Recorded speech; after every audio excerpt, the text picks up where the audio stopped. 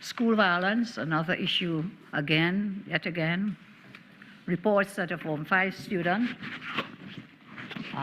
Southeast Port of Spain Secondary School, is currently warded at the hospital after being viciously attacked by schoolmates in a planned and filmed assault.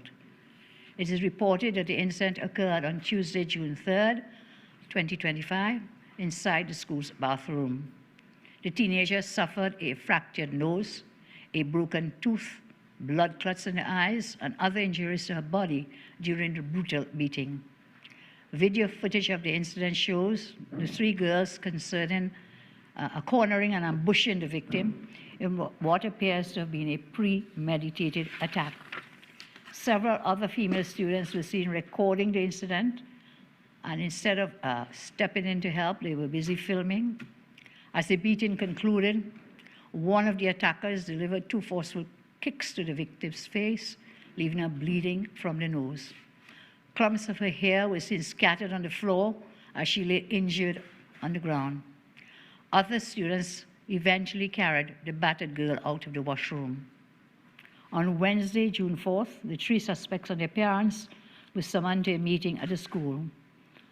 All 3 girls are now facing suspension. Now, I will speak to the minister after we get a full report.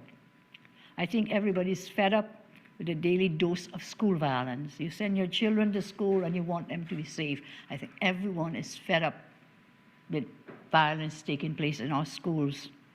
Going forward, we will treat every occurrence of assault or battery as an expellable offense in schools and an arrestable offense to put before the courts.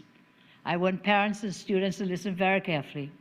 If your child batters another child, assaults or batters another child in school, they will be expelled and will face the full brunt of the law. They will be arrested.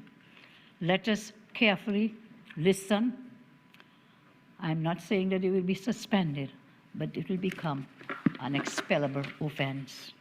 My Minister of Defense has advised me, whilst at the same time that this may be happening, that we will have to find some kind of spaces in which these children can be properly counseled and nurtured. But they cannot remain in our schools and be a danger to all the others, the majority of students who are well-behaved.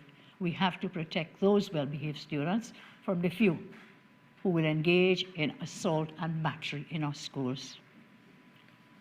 And, you know, if someone is 15 years old, if that person robs you or assaults you or extorts you, they are arrested. However, if they do the same thing in a school uniform, they are getting a free pass. It doesn't make sense that the school uniform is a license to break the law. This must stop. All acts of school violence must now be referred to the police for criminal prosecutions. Parents need to take responsibility for their children's behavior.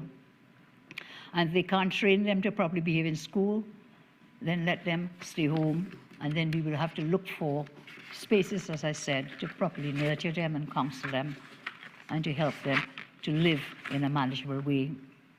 If any parent or student assaults or threatens a principal or a teacher, that child will be expelled.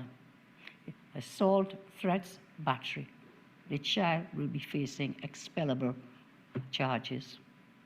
We are fed up of seeing our principals and teachers abused and threatened by both students and the parents of some students. We will enforce expulsion rules to the maximum. Additionally, all students caught in videos cheering and clapping and egging on the violence will be suspended because they're also participants.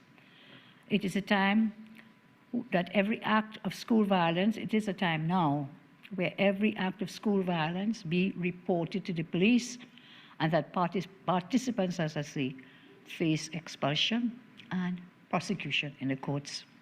I am urging all principals, teachers and students to make reports to the police and forward the reports to your MPs if you see no action being taken.